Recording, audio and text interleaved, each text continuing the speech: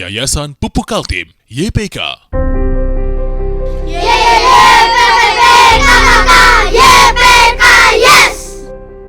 Tanggal 23 Februari 1983, berdiri TK YPK dan SD YPK yang permanen berlokasi di Kompleks Perumahan PC6 PT Pupuk Kaltim.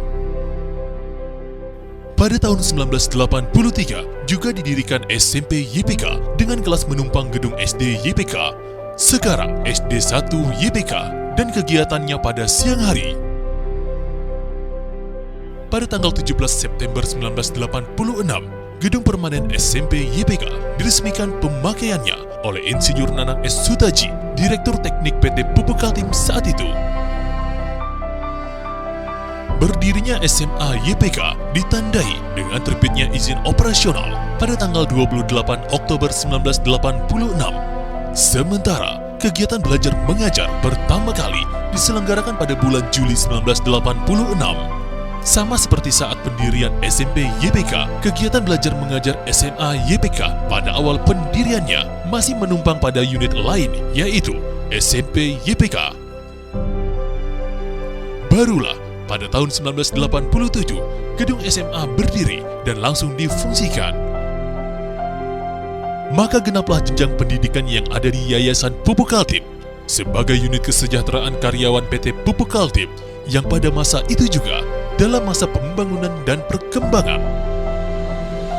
Pada tahun ajaran 1991-1992, jumlah siswa SD hampir mencapai 1.000 anak.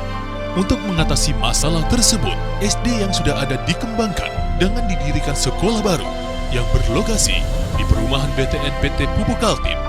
Sekolah yang baru tersebut mulai dioperasikan pada tanggal 18 Juli 1992 dan diberi nama SD 2 YPK, sedangkan SD lama diberi nama SD 1 YPK. Tahun-tahun berikutnya, kompleks pendidikan di areal BTN PKT ini semakin diperluas dengan membangun TK dan SMP YPK.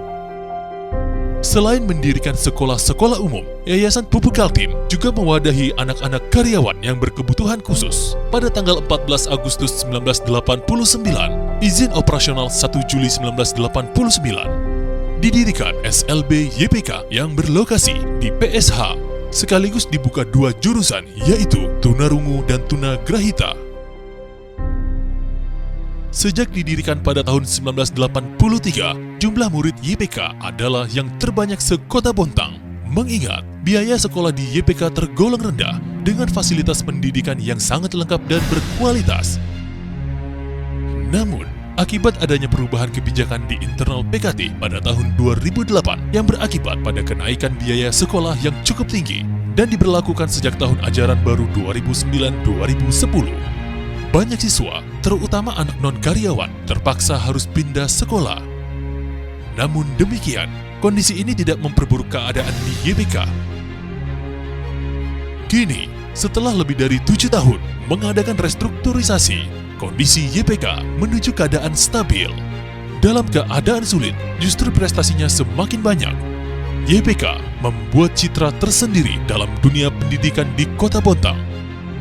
Meskipun biaya pendidikan di YPK terbilang mahal, tetapi seluruh siswa semakin dimanjakan fasilitas yang super lengkap, seperti tenaga pengajar yang profesional di bidangnya, kelas full AC dan full multimedia, fasilitas penunjang pendidikan lengkap, kegiatan keagamaan yang lengkap dan berlaku untuk semua agama. Begitu darat dan kumpulan air itu dinamainya laut. Allah melihat bahwa semuanya itu baik. Om Santi Santi Santi. Beragam kegiatan ekstrakurikuler gratis, fasilitas olahraga yang lengkap, basket, voli, lapangan bulu tangkis indoor, softball, futsal, mini golf. Tersedia bus antar jemput gratis bagi siswa TK, SD, dan SMP, serta lokasi sekolah yang aman dan kondusif. Semakin bertambahnya usia, sekolah-sekolah yang ada di naungan YPK tersebut semakin berkembang dan terus berkibar sebagai pembawa citra baru pendidikan di Kota Bontang. Prestasi akademik maupun non-akademik ditorehkan dengan tinta emas. Banyak siswa maupun gurunya yang berhasil menjuarai lomba-lomba baik tingkat regional, nasional, dan internasional. Lulusan siswa SMA YPK pun sebagai hasil proses yang panjang semakin banyak menembus perguruan tinggi negeri PTN favorit di negeri ini. Kebanggaan tersebut berlangsung sampai sekarang. Ini bisa terwujud karena kompetensi, komitmen, dan dedikasi semua pihak, khususnya tenaga pengajar atau guru.